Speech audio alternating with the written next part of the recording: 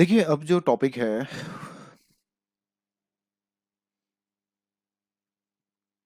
देखिए, इस टॉपिक के अंदर अगर बात करें तो पूंजी निवेश हेतु राज्य को विशेष सहायता योजना दी जाएगी। तो हमारे लिए देखिए ध्यान से समझिएगा दोस्तों कि आखिर ये टॉपिक क्यों इंपॉर्टेंट है फॉर द यूपीएससी या फिर स्टेट पीसीएस के पॉइंट ऑफ व्यू के हिसाब से। पहले हम इस चीज को समझेंगे। देखो, इसमें दो बातें दे रखी हैं। एक, पूंजी निवेश। तो पहली बात, बेसिक अगर क्वेश्चन उठेगा तो यहां से उठेगा कि पूंजी निवेश का मतलब क्या है, या फिर कुछ कोटेशन देख के उसके हिसाब से statement one is correct, statement two is correct, neither one neither no, वो वाला मतलब स्टेप आ जाएगा।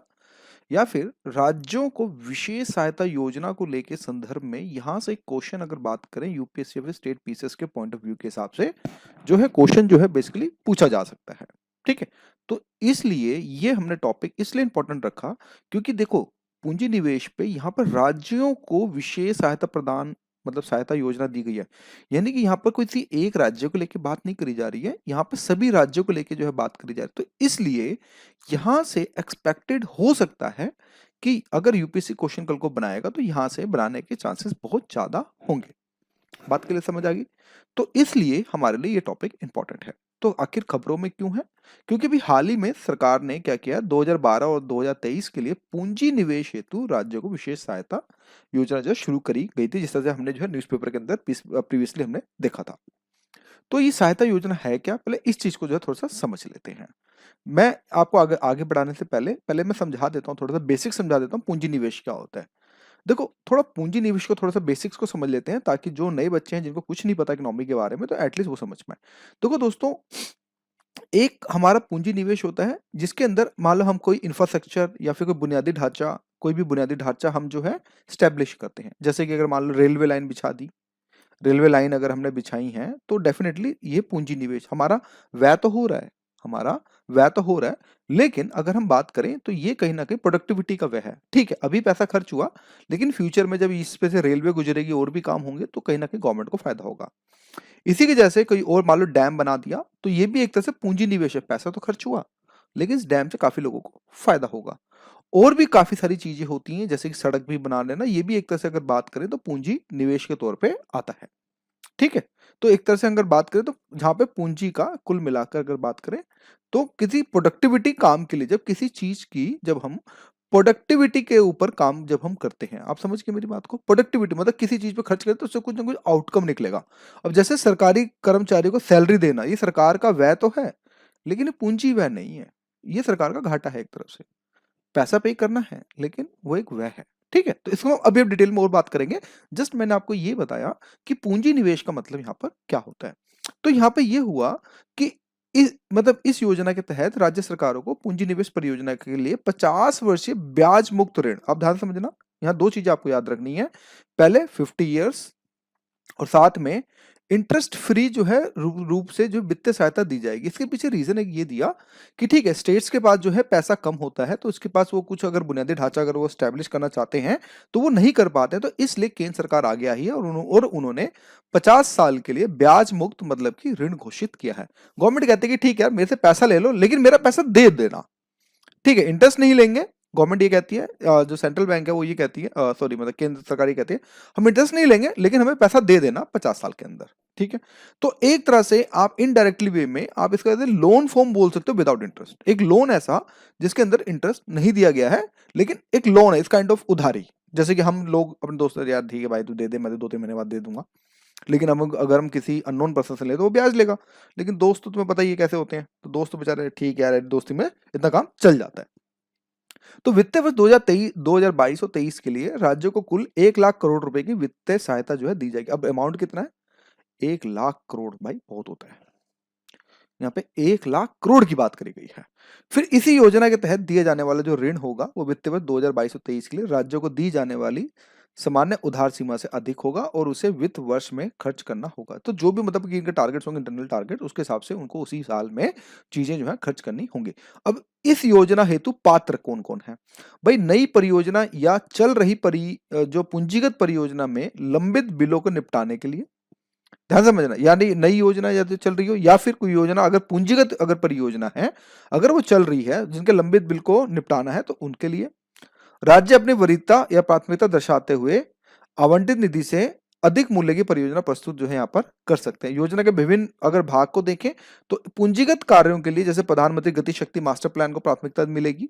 इसी के जैसे प्रधानमंत्री गति शक्ति से संबंधित खर्च, प्रधानमंत्री ग्राम सड़क योजना, डिजिटलीकरण के लिए प्रोत्साहन या फिर ऑप्टिकल फाइबर केबल या फिर शहरी सुधार या विनिवेश या फिर मुद्रीकरण के लिए जो है इन सब चीजों के लिए अगर बात करें तो ये सब अयोग्यता के तौर पे देखें तो में 5 करोड़ रुपए से कम जो पूर्वोत्तर के लिए 2 करोड़ रुपए के लिए पूंजीगत परिव्यय वाली परियोजना और पूंजीगत परिव्यय के बावजूद मरम्मत और रखवाल वाली परियोजना पात्र नहीं होंगे। ध्यान से समझना इस चीज को।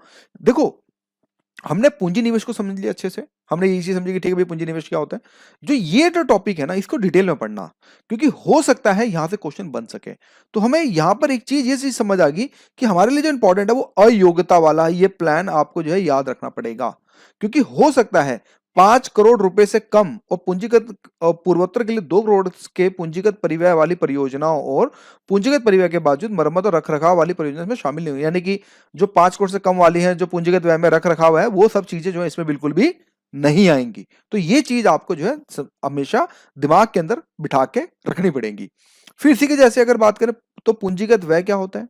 अगर हम देखें पूंजीगत व्यय जैसे कि मशीनरी, उपकरण, भवन, स्वास्थ्य सुविधाएं, शिक्षा आदि विकास में जब सरकार अपना खर्च करती है तो मतलब किया गया जो खर्च होता है उसको पूंजीगत व्यय के तौर पे हम समझते हैं। और गैर पूंजीगत व्यय का मतलब यहाँ पे ये होता है जैसे सैलरी देना, पेंशन देना, ये सब गैर पूंजीगत व्यय। मतलब खर्चा तो हो रहा है लेकिन इससे कोई निर्माण कार्य या कोई प्रोडक्टिविटी नहीं निकल के आ रही। इसी में सरकार द्वारा भूमि और निवेश जैसे अचल संपत्तियों के अधिग्रहण पर होने वाला खर्च भी शामिल है और जो भविष्य में लाभ या फिर लाभांश के तौर पे जो है देता है, जिसको हम लाभांश को जो हम इंग्लिश के अंदर डिविडेंड के तौर पे हम समझते हैं। संपत्ति के निर्माण के साथ साथ ऋण का पुनः भुगतान भी पूंजीगत व्यय है क्योंकि यह देयता को कम करता है। अब ध्यान समझना, यहाँ पे एक लाइन कैची लाइन है। कैची लाइन ये है दोस्तों कि संपत्ति के निर्माण के साथ साथ ऋण का पुनः भुगतान भी पूंजीगत व्यय के तौर पे, मतलब कि जो भी ऋण का उसका पुनः भुगतान किया जाएगा क्योंकि संपत्ति का निर्माण हो रहा है तो वो भी है जो है वो देयता को एक तरह से कम करता है। तो ये भी एक तरह से पूंजीगत व्यय की श्रेणी के अंदर आता है। तो यहाँ पर आप हो सकता है काफी जो अगर लोग हैं तो इस कैची लाइन में हो सकता है कंफ्यूज हो जाएं, लेकिन आप डिटेल के अंदर सोचोगे क्योंकि देखो यहाँ पे संपत्ति का निर्माण हो रहा है, उसके लिए ऋण लिया गया जिसका पुनः भुगतान किया जा रहा है तो वो पूंजीगत व्यय में ही आएगा। ये बात ध्यान रखना, क्यों? क्योंकि यहाँ पे संपत्ति का निर्माण हो रहा है। कुछ लोग बोलते हैं नहीं यार ये क्या हो गया, पुनः हम तो ब्याज दे रहे हैं तो इसे घाटा हो गया। नहीं, यहाँ पे ये चीज आपने जो पॉइंट हमेशा जो है कुल मिलाकर आपने जो याद रखना, पूंजीगत व्यय जो होते हैं निवेश या विकास संबंधित व्यय से जुड़ा होता है जहां व्यय का लाभ भविष्य के वर्षों तक जो है प्राप्त यहाँ पर कुल मिलाकर अगर बात करें तो किया जा सकता है। इस चीज को आपने अगर हम बात करें तो आपने करके रखना है। आपको चीज समझ आ गई, यानी पूंजीगत व्यय निवेश या विकास संबंधित व्यय से जुड़ा होता है जहां व्यय का लाभ भविष्य में वर्षों तक, मतलब कुल मिला के निवेश, ठीक है, या विकास से संबंधित जब कोई व्यय किया जाए जिसकी प्रोडक्टिविटी निकल सके। बस आप ऐसे याद रखो, मोटा मोटा आप ऐसे याद रखो जिसकी प्रोडक्टिविटी निकल सके बॉस। तो जब प्रोडक्टिविटी निकलेगी तो चीजें जो है आपकी जो है बहुत बढ़िया निकलेंगी। फिर इसके बाद अगर हम बात करें इसके महत्व को, अगर देखें थोड़ा सा अगर इसके महत्व को समझें तो हमें यह समझ आता है कि पूंजीगत व्यय प्रकृति में दीर्घकालिक होते हैं। भाई ऑफ कोर्स पूंजीगत व्यय जो होंगे फ्यूचर में लॉन्ग टर्म से रिलेटेड होंगे और उत्पादन हेतु सुविधाओं के संयोजन या सुधार एवं परिचालन दक्षता को बढ़ाकर अर्थव्यवस्था को कई वर्षों तक राजस्व उत्पन्न करने की अनुमति भी देता है। जैसे मैं I will tell you an example. मान लो भाई सड़क के अंदर रोड बनती है, ठीक है, टोल होता है, हालांकि लोग टोल देते हैं लेकिन सड़क का निर्माण भी तो हो रहा है। अब भाई गाड़ियां जल्दी जाएंगी, जल्दी आएंगी, टाइम कम लगेगा तो इससे कहीं ना कहीं इकोनॉमी को बूस्ट मिलेगा। तो इसमें यही बात करी गई है कि दीर्घकालिक होते हैं। सड़क निर्माण छोटा मोटा तो है नहीं, टाइम लगता है। उत्पादन हेतु सुविधाओं के संयोजक सुधार या परिचालन दक्षता। अब परिचालन दक्षता मतलब रोड पे आदमी आएगा जाएगा जल्दी आएगा। भाई पहले 5 घंटे लगते थे, अब 2 घंटे में गाड़ी पहुंच जा रही है।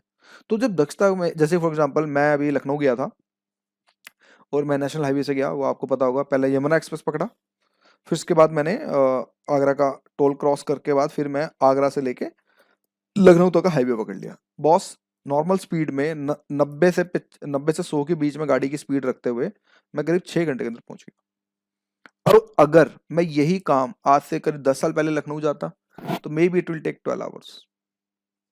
तो मेरे 6 घंटे बच गए। 6 घंटे में मेरे तेल का पेट्रोल का कम लगा, हालांकि हाँ टोल दिया वो एक अलग बात है, वो बात वही है, लेकिन मेरा 6 घंटे बचे, मैं कोई और काम भी कर सकता हूँ, मेरी प्रोडक्टिविटी बढ़ सकती है। तो इससे कहीं ना कहीं इन फ्यूचर में कोई और मीटिंग अटेंड कर सकता हूँ, तो इससे काफी ज्यादा फायदा इन फ्यूचर में होगा। इससे श्रम भागीदारी को बढ़ावा मिलने के साथ साथ भविष्य में अर्थव्यवस्था में अधिक उत्पादन करने की क्षमता को भी एक तरह से बढ़ावा जो है यहाँ पर मिलता है। तो राजस्व व्यय के अगर अंतर को अगर हम समझें, इसके अंतर को समझें, तो पूंजीगत व्यय जिससे भविष्य के लिए संपत्ति का एक तरह से निर्माण होता है, जैसे मैंने आपको एग्जांपल समझाया, जैसे कि भाई डैम बनाना है और भी सारे काम करना, स्कूल्स खोलना, ये सब करना। राजस्व व्यय में ना तो संपत्ति का निर्माण होता है, ना ही इसमें सरकार के किसी मतलब कि दायित्व में कमी आती है, जैसे कि सैलरी देना, जिस तरह से कर्मचारियों को वेतन हो गया, पिछले कर्ज का भुगतान, ब्याज भुगतान, सब्सिडी, पेंशन आदि, ये सब जो है तो ये आपके लिए कैची पॉइंट है। इस कैची पॉइंट को आप जरूर याद रखने की कोशिश कीजिएगा कि कर्मचारी को वेतन हो गया, पिछले कर्ज का ब्याज भुगतान हो गया। अगर यहाँ पे पिछला कर्ज का भुगतान होता तो ये आपका जो है पूंजीगत व्यय में आता, लेकिन यहाँ पर ब्याज का भुगतान किया जा रहा है, जो उस पर ब्याज लग रहा है उसका भुगतान कर रहे हैं, तो ये आपका राजस्व व्यय के मतलब कि उसके अंदर आ रहा है। फिर भुगतान, ठीक है, फिर इसका सब्सिडी सब्सिडी देना एक तरह से, पेंशन आदि, ये सब जो है अगर बात करें तो ये हमारे जो है इस चीज के अंदर मतलब कि हमें जो है देखने को मिलते हैं। हमारा जो ये टॉपिक है कि रुपए का अंतरराष्ट्रीयकरण, पहले समझते हैं ये यूपीएससी या फिर स्टेट पीसीएस के लिए क्यों इतना ज्यादा इंपॉर्टेंट है। देखो, रुपए का अंतरराष्ट्रीयकरण तो एक कंसेप्ट अगर बात करें तो पूछा जा सकता है कि भाई रुपए का अंतरराष्ट्रीयकरण से आप क्या समझते हैं, कुछ इस तरह से, या फिर रुपए का अंतरराष्ट्रीयकरण को लेके कोई बेसिक टर्मिनोलॉजी पूछ लेगा, फिर बोलेगा पहचानिए कि इसमें रुपए का अंतरराष्ट्रीयकरण का मतलब क्या है। तो ये सब चीजें जो है यहाँ से क्वेश्चन से पूछा जा सकता है। और दूसरा, ये एक न्यू टर्मिनोलॉजी है एक तरह से अगर बात करें तो, अभी न्यूज में था, द हिंदू की न्यूज में, तो इसलिए हम कह सकते हैं कि चीजें थोड़ी सी ज्यादा इंपॉर्टेंट है। तो समझ आ गया। तो हमने ये समझा कि इस टॉपिक को जो हम डिस्कस कर रहे हैं वो इसलिए डिस्कस कर रहे हैं क्योंकि रुपए का अंतरराष्ट्रीयकरण एक न्यू टॉपिक है, जिसके कारण हमें हमें और साथ में ये PT plus mains point of view के हिसाब से भी थोड़ा बहुत जो है इंपॉर्टेंट रखता है। तो खबरों में क्यों, अभी ये हुआ कि भारतीय रिजर्व बैंक जो है आरबीआई ने क्या बोला कि अंतर मतलब रुपए के अंतरराष्ट्रीय करण के लाभों और जोखिमों को रेखांकित किया, मतलब जो डिप्टी गवर्नर थे उन्होंने भी मतलब इसके बारे में जो है थोड़ा सा बताया। तो अब हम ये समझेंगे कि रुपए का अंतरराष्ट्रीयकरण होता क्या है। पहले मैं अगर आपको आगे बढ़ाने से पहले दोस्तों, अगर मैं आपको ये थोड़ा सा एक सिनेरियो दिखाऊं, मैं अपनी तरफ से एक्स्ट्रा दिखा रहा हूं आपको। आप देखें currency weightage in IMF SDR basket. SDR basket का मतलब वो एक तरह से आपके पास पैसा जो होता है, जो अगर बात करें तो वो जो मतलब वो चीज जो आपके पास मतलब कि एक तरह से पैसा होता है किसी अंतरराष्ट्रीय मुद्रा कोष के अंदर, भाई कितना उसका रिजर्व है। अगर आप ध्यान से देखें, अगर आप चीजों को ऑब्जर्व करें ध्यान से, तो आपको ये देखने को मिलेगा, ये 2022 के आंकड़े हैं, ये ऑरेंज में, और ये ब्लू में जो है आपके 2015 के आंकड़े हमें जो है देखने को मिल रहे हैं। अगर आप ऑरेंज वाली लाइन को देखो, ये पॉइंट्स याद नहीं करने हैं, जस्ट आपको ऐसे समझाने के लिए तौर पे दिखा रहा हूं कि देखो, आप अगर आप पैटर्न को भी समझोगे, मैं आपको ये भी बताऊंगा कि यहां से क्वेश्चन कैसे देखो, सबसे नंबर पे आपका फर्स्ट पे डॉलर आ गया है, राइट। डॉलर पे अगर देखें, पहले 41.73 था, अब 43.38 हो गया, यानी कहीं ना कहीं यूएसए डॉलर एक तरह से आईएमएफ के अंदर दबदबा अपना बनाने की कोशिश कर रहा है। उसके बाद यूरो था, यानी यूरो में पहले 30 था, अब वो 29 आ गया, तो कहीं ना कहीं यूरो के due to the Ukraine Russia war के थ्रू यूरो निकाले भी जा रहे हो सकते हैं, तो जिसके कारण अगर हम बात करें तो कहीं ना कहीं सेकंड पे जो है आपका यूरो आ रहा है। युआन देखें तो हमें यह देखने को मिल रहा है कि इसमें पहले 10 था, अब चाइना ने कहीं ना कहीं अगर देखें तो बढ़ा दिया है। इसी के जैसे जापान ने अपने इस चीज के अंदर जो चीजें कम करी गई हैं, और पाउंड की बात करें तो पाउंड में भी कमी हमें देखने को मिली। तो आपने एक चीज ऑब्जर्व करी, यहाँ ऑब्जर्वेशन हमारा ये कहता है दोस्तों कि कहीं ना कहीं यूएसए का दबदबा यानी कि डॉलर का दबदबा थोड़ा ज्यादा हमें जो है देखने को मिल रहा है। तो उस कंडीशन में भारत का रुपया कहां स्टैंड करेगा। हालांकि भारत के भी अपना एक रिजर्व है, आपको पता होगा 1.6% के आसपास कुछ हमारे पास मतलब एसडीआर की वैल्यू है, वो एक अलग कहानी है, उसको हम बाद में डिस्कस करेंगे। लेकिन यहां पर आप इस चीज को समझो कि कहीं ना कहीं यूएसए का जो है दबदबा सबसे ज्यादा जो हमें देखने को मिल रहा है। इसी के जैसे अगर 2010 में, इसी के जैसे आप अगर आपने 2005 के और 2000 के भी अगर आप आंकड़े देखेंगे तो आपको कहीं ना कहीं डॉलर जो होगा, आप ध्यान से देखें डॉलर देखो, अगर 2010 में 41% था, 2005 में 44 हुआ, फिर 2000 में 45 हुआ, तो कहीं ना कहीं 45% के हिसाब से कहीं ना कहीं डॉलर इसमें एसडीआर की वैल्यू में रखता है। ये तो हो गया मैं अभी तक समझाने का। अब देखो क्वेश्चन यहां से क्या निकल सकता है, क्वेश्चन निकल सकता है कि आईएमएफ में जो जो टॉप की 5 मुद्राएं हैं उनको घटते क्रम में या बढ़ते क्रम में बताइए। तो घटते क्रम में बताएंगे तो पहले पे यूएसए आएगा, दूसरे पे यू आएगा यानी यूरो, फिर तीसरे पे युआन आएगा। काफी लोग हो सकते जापानी येन को बोल दें, नहीं, तीसरे पे आपका जो चाइना का युआन आएगा, और लास्ट में जो होगा वो पाउंड आएगा। ये चीज आपने जो है समझ के चलनी है। अगर ये चीज नहीं होगी तो फिर हो सकता है आप क्वेश्चन जो है गलत कर दें, क्योंकि देखो क्वेश्चन फ्रेमिंग ऐसे ही होगी, इस चीज को समझना। तो समझ आ गया, यानी कि फर्स्ट पे ये, सेकंड पे आपका ये, थर्ड पे ये, फोर्थ पे ये और फिफ्थ पे आपका जो है ये आपको जो है कुल मिलाकर अगर हम बात करें तो हमें देखने को मिलेगा। अब समझते हैं रुपए का अंतरराष्ट्रीयकरण। जैसा कि मैंने अब आपको प्रीवियसली बताया कि कहीं ना कहीं अगर हम बात करें, डॉलर का वर्चस्व यानी यूएसए के जो डॉलर का वर्चस्व है वो बहुत ज्यादा बढ़ा हुआ है। तो इससे अब घाटा क्या है, फायदा क्या है, पहले इसको समझते हैं, फिर हम रुपए के अंतरराष्ट्रीयकरण पे निकलेंगे, क्योंकि तभी आपको ये टॉपिक बहुत अच्छे से समझ आएगा। देखो दोस्तों, होता क्या है कि जितने जिस कंट्री के पास जितने ज्यादा डॉलर होंगे उसकी आर्थिक स्थिति उतनी अच्छी हमें जो माप, जैसे कि हमारा हमारा अगर हम आरबीआई के आंकड़ों के हिसाब से अगर मैं अप्रोक्स की बात करूं तो करीब हमारा 580 के आसपास जो है यानी 550 के आसपास बिलियन डॉलर में हमारा फॉरेन रिजर्व पड़ा हुआ है। ये कहते हैं कि 11 महीने के लिए सफिशिएंट हमारे पास आयात करने की कैपेबिलिटी है। यानी कि आपको पता होगा जब हम किसी चीज को आयात करते हैं, आयात मतलब जब हम बाहर के देशों से जब अपने देश के अंदर कोई सामान मंगाते हैं तो उसको आयात कहा जाता है। तो जब उसकी पेमेंट करी जाती है तो उसकी पेमेंट जो होती है दोस्तों वो डॉलर के अंदर जो है करी जाती है। तो हमें ये हमारे पास ये इतना है कि हम 11 महीने का हमारे पास सफिशिएंट रिजर्व हमें जो है देखने को मिलता है। इसी की जैसे अगर आप चाइना की बात करें तो उनके पास कुछ 5 बिलियन डॉलर के आसपास है, तो कुछ सुर्खियों में ये निकल के आ रही है कि कहीं ना कहीं उनके पास सिर्फ 15 दिन से लेके 1 महीने तक का जो है आयात करने का है, जिसके कारण इनके पास सफिशिएंट डॉलर ना होने के कारण उनकी करेंसी जो है खत्म हो गई है और आप वहां पे इन्फ्लेशन का दबदबा बढ़ा हुआ है। ध्यान से समझना, अगर सोचो यही अगर इनको डॉलर की जरूरत ही ना पड़े, इनको पेमेंट जो अपने पाकिस्तानी रुपए में करनी पड़ जाए और इसी की जैसे भारत को भी अपने भारतीय रुपए में करनी पड़ जाए, तो उससे क्या फायदा होगा? तो उनका डॉलर का झंझट नहीं होगा, डॉलर का झंझट नहीं होगा, डॉलर आए जाए उनको ज्यादा टेंशन नहीं होगी। इस क्योंकि आरबीआई क्या होता है, हमेशा फॉरेन रिजर्व जो है मेंटेन करके चलता है, कि उसको पता है कि डॉलर नहीं होगा तो दिक्कत होगी। अगर वही डॉलर की जगह धीरे धीरे अगर हम रुपए में इसको कन्वर्ट कर दें तो हमारे लिए कितना फायदा होगा। जैसे कि हमने ईरान के साथ किया, ईरान के साथ हमने बायलेटरल किया, हमने वॉस्को वॉस्को जो ये रशिया के साथ जो हमने किया, वो भी एक तरह से अकाउंट में उसमें भी हम जो है रूबल और रुपए में जो है हम जो है करेंसी को जो स्वैप कर रहे हैं। तो उससे फायदा क्या हो, हमें डॉलर का कन्वर्टेड वैल्यू नहीं चाहिए भाई, हम रशिया का रूबल रख लेंगे, वो हमारे इंडियन रूपी रख लेगा, आपस में कन्वर्ट कर लेंगे, कहानी खत्म हो जाएगी। तो डॉलर का यहाँ पे जो वर्चस्व को एक तरह से इनडायरेक्टली वे में अमेरिका को धमकी दी जा रही है कि अब डॉलर का दबदबा बहुत हुआ, अब यहाँ पर इनोवेशन की बारी आ रही है और कहीं ना कहीं हम लोग भी अब अपने भारतीय करेंसी के अंदर अपनी प्रतिक्रिया को मतलब कि सीमा पार के जो लेन देन है उसमें स्थानीय मुद्रा को जो हम सबसे ज्यादा बढ़ावा देंगे। तो यही होता है रुपए का अंतरराष्ट्रीयकरण, यानी कि रुपए का अंतरराष्ट्रीयकरण एक ऐसी प्रक्रिया है दोस्तों जिसके अंतर्गत सीमा पार लेन देन में स्थानीय मुद्रा के उपयोग को बढ़ावा देना जो काफी ज्यादा शामिल होता है, जहां पे हम अपने रुपए को एक अंतरराष्ट्रीयकरण पे यानी कि जब हम फॉरेन ट्रेड करते हैं तो उसमें हम डॉलर को ना लेते हुए हम जब हम अपने भारतीय करेंसी में वहां उनकी लोकल करेंसी और हमारी अपनी लोकल करेंसी में जब व्यापार किया जाता है तो इसी चीज को रुपए का अंतरराष्ट्रीयकरण के तौर पे किया जाता है, जिस इसमें आयात और निर्यात व्यापार के लिए रुपए को बढ़ावा देना और अन्य चालू खाता लेन देन के साथ साथ पूंजीगत खाता लेन देन में इसके उपयोग को एक तरह से प्रोत्साहित करना होता है। आपको पता होगा बैलेंस ऑफ पेमेंट में अगर मैं यहाँ पे अगर मैं आपको दिखाने की कोशिश करूं तो आपने देखा होगा दोस्तों बीओपी के अंदर बैलेंस ऑफ पेमेंट के अंदर दो तरह के अकाउंट हमारे होते हैं, एक होता है हमारा पूंजी खाता, राइट, एक हमारा होता है पूंजी खाता और एक हमारा होता है जो हमारा होता है चालू खाता, राइट। दो तरह के खाते ये आपने देखा होगा बीओपी के अंदर होते हैं, जैसे सभी को पता होगा।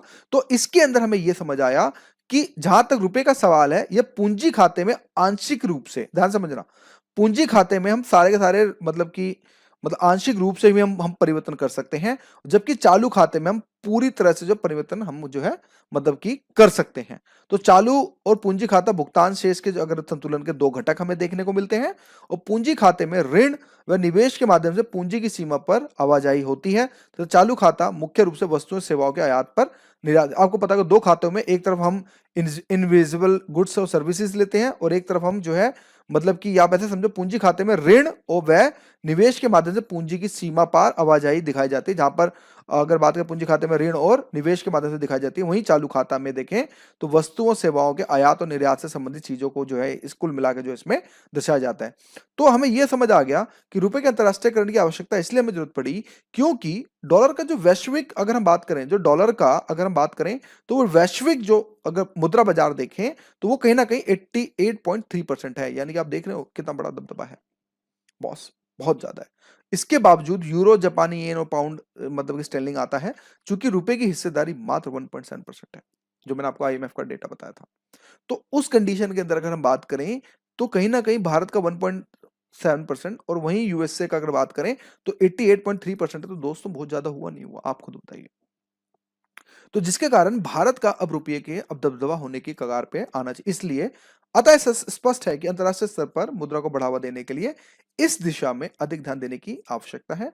और डॉलर जो कि एक अंतर्राष्ट्रीय मुद्रा है, अत्यधिक विशेषाधिकारों के अंदर भुगतान संतुलन संकट से प्रतिरक्षा एक तरह से प्रदान करता है, जैसे मैंने आपको पहले एक्सप्लेन किया। क्योंकि संयुक्त राज्य अमेरिका अपने विदेशी घाटों को अपनी मुद्रा के साथ कवर यहाँ पे जो है कर सकता है। लेकिन भाई देखो भाई, अब भाई मान लो अमेरिका का अगर अगर घाटा है तो भाई वो तो डॉलर छाप के निकाल लेगा, लेकिन हम जैसे को क्या, हम लोगों को तो डॉलर परचेज करना पड़ेगा। तो ये भी एक बहुत बड़ी दिक्कत जो हमें देखने को मिलती है। और रुपए के अंतरराष्ट्रीयकरण के विभिन्न लाभ यही होंगे कि सीमा पार लेन-देन से रुपए का जो उपयोग जो होगा वो भारतीय व्यापार के लिए मुद्रा जोखिम को कम करता है। एक तरह से मुद्रा जोखिम को कम करेगा, जैसे मैंने आपको पहले भी समझा चुका हूं। और मुद्रा की अस्थिरता से सुरक्षा ना केवल व्यापार की लागत को एक तरह से कम करती है, बल्कि यह व्यापार के बेहतर विकास को भी सक्षम एक तरह से बनाती है, जिससे भारतीय व्यापार के लिए विश्व स्तर पर बढ़ाने की संभावना में सुधार यहाँ पर हो सकता है। और यह विदेशी मुद्रा भंडार रखने की आवश्यकता को एक तरह से कम करता है, जबकि भंडार जो होता है विनिमय दर की अस्थिरता को प्रबंधित करने और भारी स्थिरता को बनाए रखने में भी एक तरह से मदद करता है। और अर्थव्यवस्था पर एक लागत आरोपित जो है कुल मिलाकर करता है। फिर इसी के जैसे अगर हम बात करें तो विदेशी मुद्रा पर निर्भरता को कम करने से भारत जो है भारी जोखिमों के प्रति कम संवेदनशील हो जाएगा। उदाहरण के लिए वही मैंने आपको बताया कि अमेरिका में मौद्रिक नीति सख्त होने और डॉलर को मजबूत करने के चरण के दौरान घरेलू व्यापार की अत्यधिक विदेशी मुद्रा देनदारियों परिणामस्वरूप वास्तविक घरेलू। अब देखो पहले इस टॉपिक को थोड़ा समझ लेते हैं। देखो क्या होता है, जब आपने फेड ईजिंग सुना होगा, जब यूएसए अपने जब मान लो अपने रेट ऑफ इंटरेस्ट जब बढ़ा देता है तो उसका इम्पैक्ट कहीं ना कहीं इंडिया के अंदर भी देखने को मिलता है। इसमें क्या होता है कि जो इंडिया के जो एफआईआई है, जो पोर्टफोलियो निवेश होते हैं, वो तुरंत यहाँ से एग्जिट मारते हैं और तुरंत यहाँ जाके यूएसए में इन्वेस्ट कर देते हैं। तो जब ये एग्जिट मारेंगे तो पैसा जाएगा, जो पैसा जाएगा तो भारतीय रुपया ऑटोमेटिक जो है डाउन हो जाएगा। तो ये एक इंपैक्ट जो पड़ता है इसके कारण भी होता है। तो अगर रुपए का अंतरराष्ट्रीयकरण किया जाए तो इससे ये एफआई जो पोर्टफोलियो निवेश है उसमें हमें भी ज्यादा टेंशन नहीं होगी और सारे काम जो है बहुत ज्यादा स्मूथली से जो है हो सकते हैं। और मुद्रा जोखिम के कम होने से पूंजी प्रवाह के उत्क्रम को काफी हद तक जो कम किया जा सकता है।